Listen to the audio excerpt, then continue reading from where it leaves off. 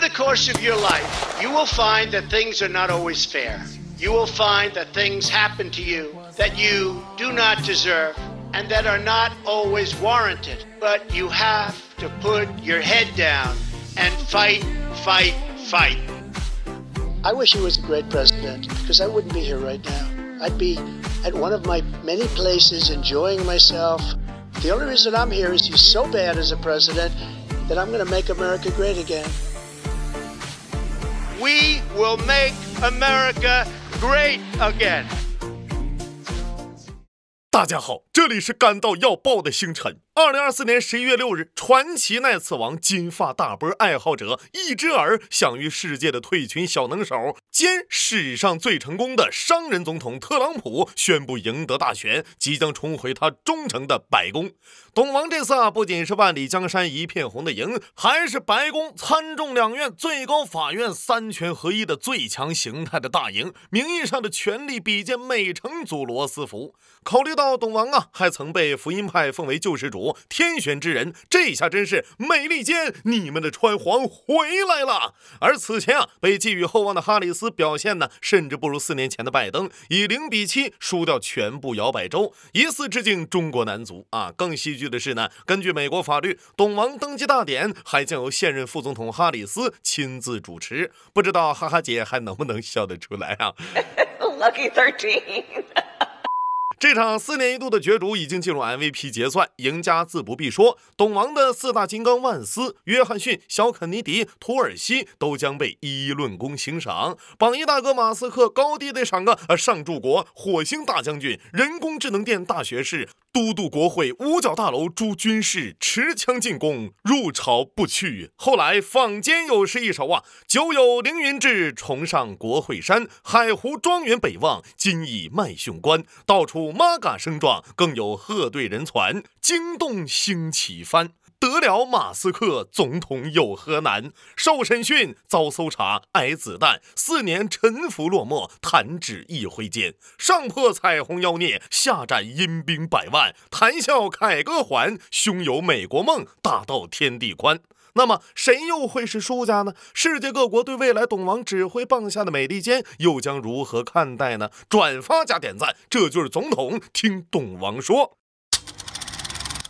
众所周知呢，董王执政3板斧包括痛击我的盟友、恐吓我的对手，以及 We will make America great again. 首先看盟友对董王当选的反应。大选结果刚出，法国总统马克龙抢在第一个祝贺特朗普总统。小马哥还表示我已经准备好像4年前那样共同努力，信念相通，相互尊重，以便实现和平与繁荣。哎呀，不对呀，我怎么记得当年你俩日常塑料兄弟呀？关系好的时候恨不得抱着啃2口，关系不好了呢，马克龙痛批董王退巴黎协定是错误，董王呢则公开如法。当2战美国赶到的时候，法国已经开始学德语了，握个手都能演绎出权力的游戏。小马哥呢直接给董王攥出白手印董王呢则当着记者给小马哥弹头皮屑。当然了，过去的已经都不重要。但就在祝贺董王后不久马克龙又宣布与德国总理舒尔茨通电，呼吁为建立一个更加团结、更强大、更有主权的欧洲而努力，甚至还放话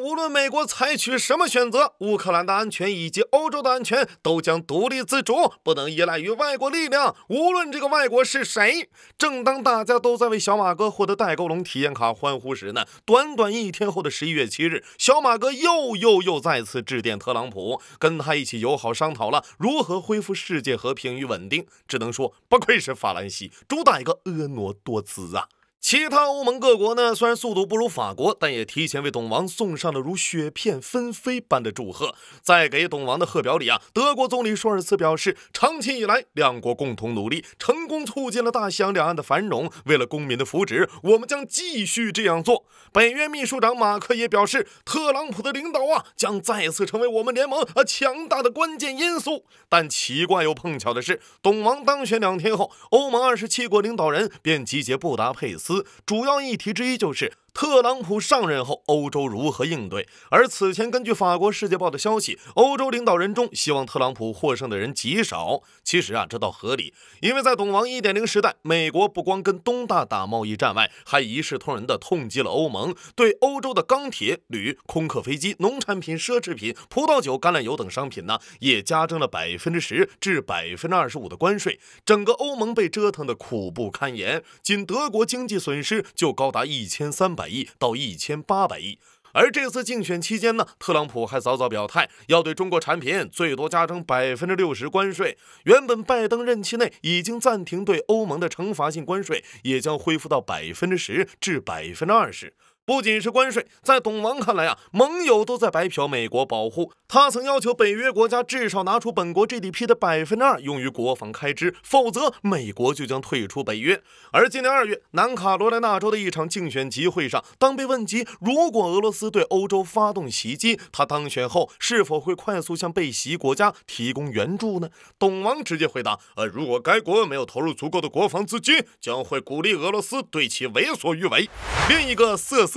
发抖的是韩国竞选期间董王直言不讳的将这个长期盟友形容为一棵摇钱树。他表示，如果重回白宫，韩国每年要为驻韩美军支付100亿美元。好消息是，商人出身的他能讲价。坏消息是，董王是真敢要